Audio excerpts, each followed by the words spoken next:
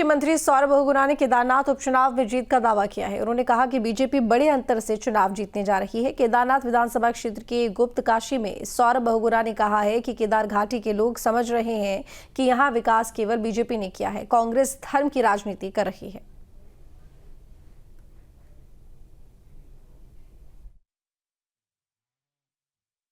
ये गुप्त काशी नगर है और केदारनाथ उपचुनाव के चुनाव प्रचार के खत्म होने में थोड़ा ही समय बचा है। मेरे साथ कैबिनेट मंत्री सौरभ बहुगुणा जी हैं और चूंकि यहाँ के प्रभारी भी हैं, जिला प्रभारी भी हैं और चुनाव में उनकी बड़ी जिम्मेदारी है।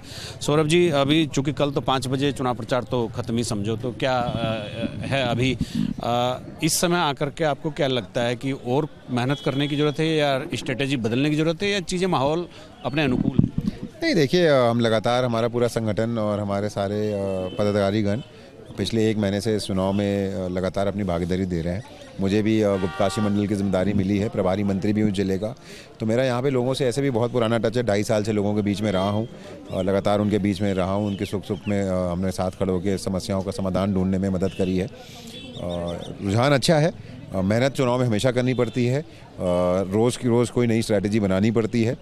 लेकिन मुझे जहाँ तक गांव-गांव में जाके जो हम लोग को लग रहा है, जो आज मैं गुप्त काशी शहर में बैठा हूँ, कि पब्लिक ने मन बना रखा है कि अगर केदारनाथ विधानसभा का विकास करना है तो भारतीय जनता पार्टी के पक्ष के विधायक को जिता के और उसको अपनी आवाज़ हम लोग बना के सदन में भेजें, तभी केदारनाथ का विकास हो सकता है। जो कांग्रेस के जो लगातार पिछले तकरीबन 6 महीने से जो आरोप लगातार बने हुए हैं, लगा रहे हैं, यहाँ हम लोगों से मिले भी, घूमे भी, तो कहीं ना कहीं उनके दिमाग में भी कुछ ना कुछ चीज़ें चल रही है। अलग अलग जगह अलग अलग तरीके की चीज़ें हैं। मंदिर से सोने का चोरी हो जाना, दिल्ली में केदारनाथ धाम का बनने की एक शुरुआत हो जाना और यात्रा को अव्यवस्थित कर देना। मतलब लोग तो बहुत कुछ कह रहे हैं, लेकिन मैं चूँकि पत्रकार हूँ, मेरी एक गरिमा है, तो ये बहुत सारी चीज़ें भी यहाँ पर पसरी हुई हैं। इनसे निपटने के लिए कोई आपके पास फुल प्रूफ प्लान?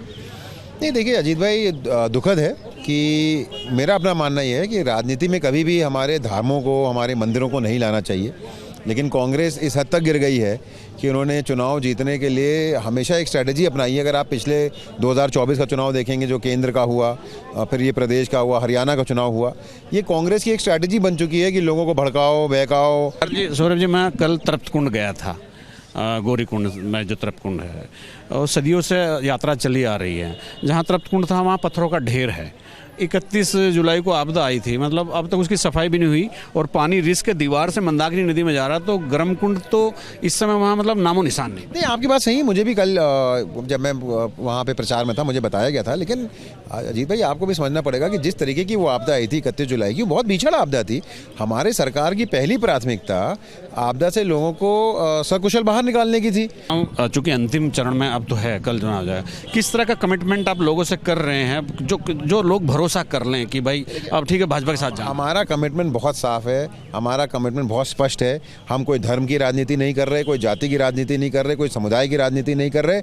हम सिर्फ और सिर्फ लोगों को ये समझा रहे हैं कि भारतीय जनता पार्टी के साथ चल के आपके केदारनाथ विधानसभा का विकास होगा। उनके बगल में चंडी भाई भी हैं, टिकट के दावेदार थे। ऐश्वर्या रावत हैं, टिकट की दावेदार थी, और कुलदीप रावत टिकट के दावेदार थे। चंडी भाई तो जिला पंचायत अध्यक्ष भी रह चुके।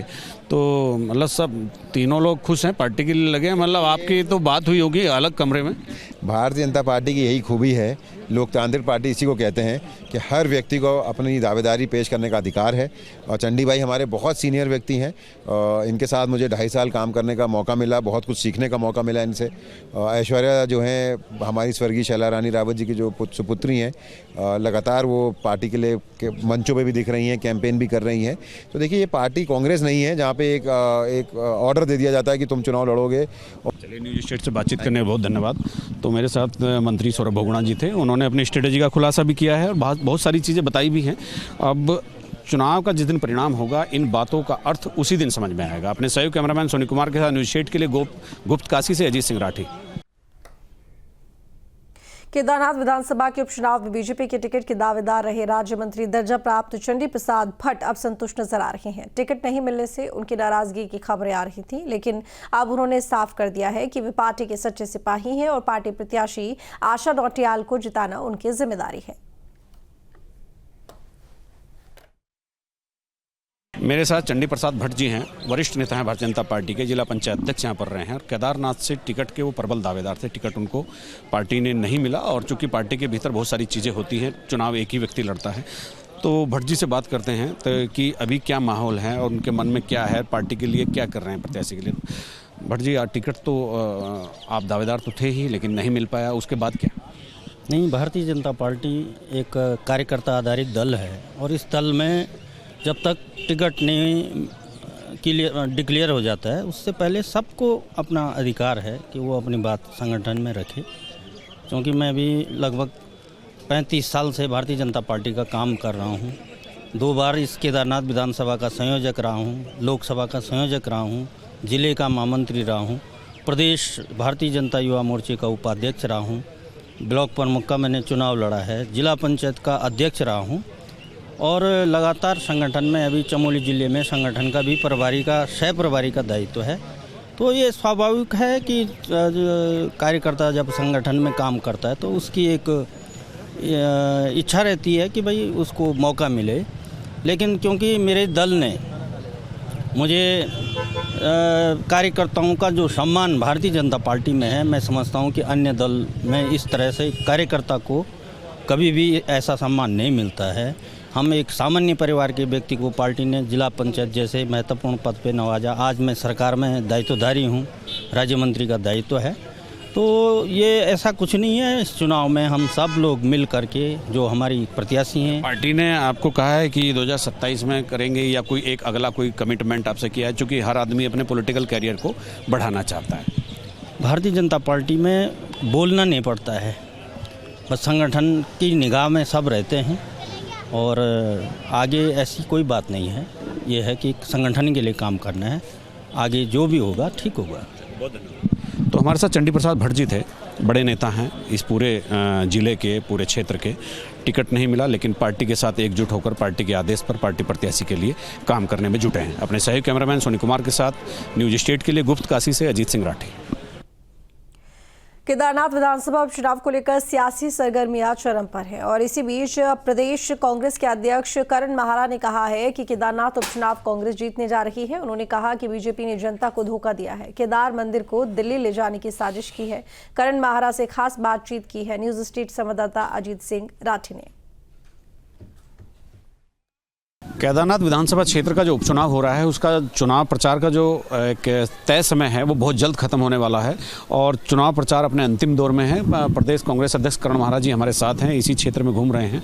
प्रत्याशी की क्या स्थिति है, पार्टी के कार्यकर्ताओं का क्या मानना है और परिस्थितियाँ कैसी बनी है, दोनों से बात करते हैं। करण भाई, ये क्या है, कई दिन से आप यहाँ हैं, तो कार्यकर्ताओं में का उत्साह कैसा है, जीत की संभावना कितनी है, कौन कौन से मुद्दे हैं?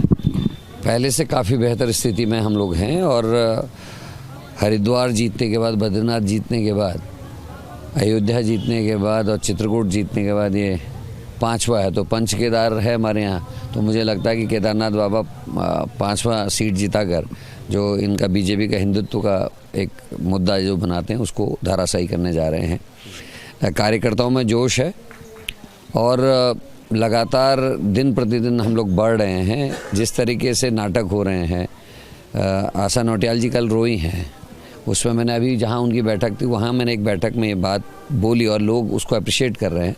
मैंने कहा अंकिता भंडारी में ये नहीं रोई, ये ममता जोशी बहुगुणा में नहीं रही, उत्तर काशी की 4 बहनों में नहीं रोई, ये संतरेसा में नहीं रोई और ये एसबीटी में 13 साल की बच्ची के उसमें नहीं रोई, वो आज अपने वोटों के समय में रो रही है। तो ये जो सिंपैथी कार्ड है ये अब जनता समझने लगी है और जिस तरीके से हर फील्ड में, चाहे वो पेपर घोटाले हों, भर्ती घोटाले हों, सब में बीजेपी के लोगों का हाथ है। बलात्कारों में, हत्याओं में उनके लोगों के नाम सामने आ रहे हैं, 2-2 मंडल अध्यक्ष जमानत में। तो ये सारी बातों की यहाँ चर्चा है। अग्निवीर के बारे में भी युवाओं में खासी चर्चा है।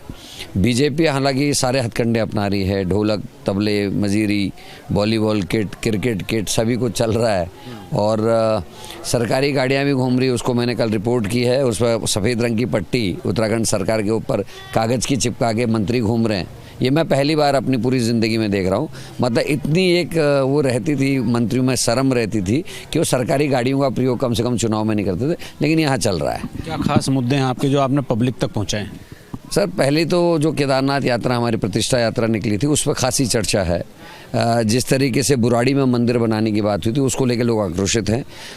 जो उससे भी महत्वपूर्ण विषय है लोगों की रोज़ी रोटी।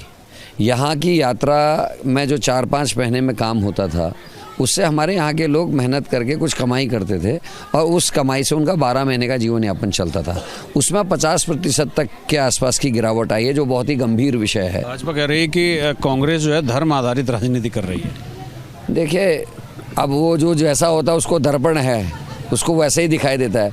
तुंगनाट में गरीब लोग छोटी छोटी झोपड़ियाँ लगा के दाल चावल खिचड़ी ये बेच के अपना जीवन यापन करते थे और 3 महीने का काम था उनका। उसके बाद वहाँ बर्फ़ गिर जाती है। अभी हाल ही में उनकी सारी दुकानें तोड़ दी। विभागों का जो है दोहन हो रहा है। PWD वालों से गुप्तकाशी के पास मुआवजा बंटवा दिया। 3 साल से मुआवजा चला रहे, नहीं हो रहा। लेकिन आचार संहिता के बीच में तंबू लगा के मुआवजा बांटा गया। कल मुख्यमंत्री की रैली थी यहाँ ऊपर चोपता में, परसों रात जो है डामरीकरण कर दिया और जहाँ से ऐसे उठाओ तो पूरी सारी बजरी हाथ में आ रही है। तो रातों रात काम करेंगे तो भ्रष्टाचार को खुद ही प्रदर्शित कर रहे हैं। सारी चीज़ें पब्लिक के मन में भी हैं या आप भी? नहीं, वो चर्चा कर रहे हैं। जीत आपकी निश्चित आप मानते हैं? देखिए, मुझे पूरा भरोसा है क्योंकि जो समझदार और पढ़े लिखे लोग हैं जितनों से मिल रहा हूँ वो कह रहे हैं।